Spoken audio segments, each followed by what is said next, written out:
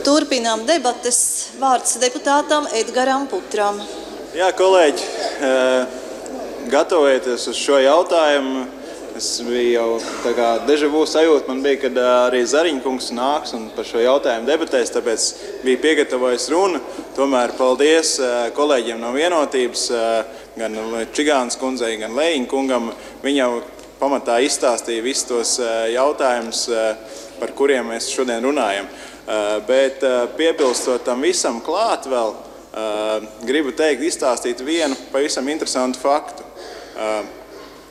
Mēs jau gāzes tirgu trešajām pusēm esam atvēruši jau no pagājušā gada marta, kad iepriekšējā Saeima vēl nobalsoja par to, ka šis tirgus ir atverams.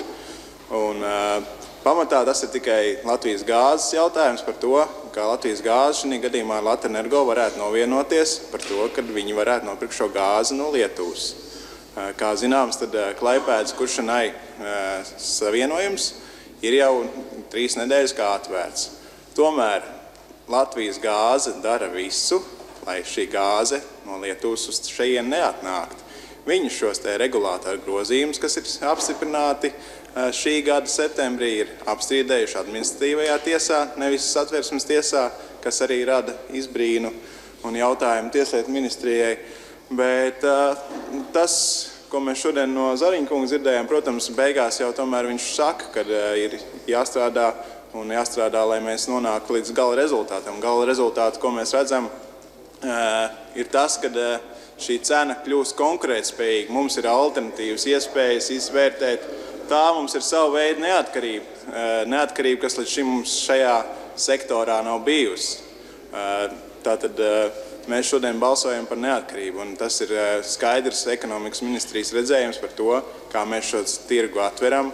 Un domājams, Zariņkungs gan teica, ka viņš nesniegs nevienu priekšlikumu, bet noklausoties šo runu, man tā neliekas. Un mēs redzam arī patiesos šīs lobija, teiksim, bremzētājs, jo tas, ko dara Latvijas gāze, tas ir vienkārši vilkt laiku un gūt peļņu ar stāstiem par gaišo nākotni, par zemo gāzes cenu, kur mums nekad nav bijusi.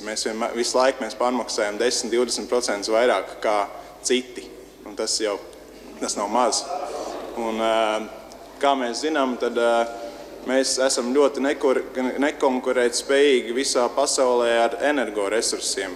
Tad šis ir tas mirklis, kad mēs varam sevi padarīt par konkurētspējīgākiem. Tas pats Liepājas metlurgs. Viņiem viens liela daļa izmaksas sastāv tieši gāzes iegādi. Padarīsim šo gāzi viņiem lētāku. Paldies!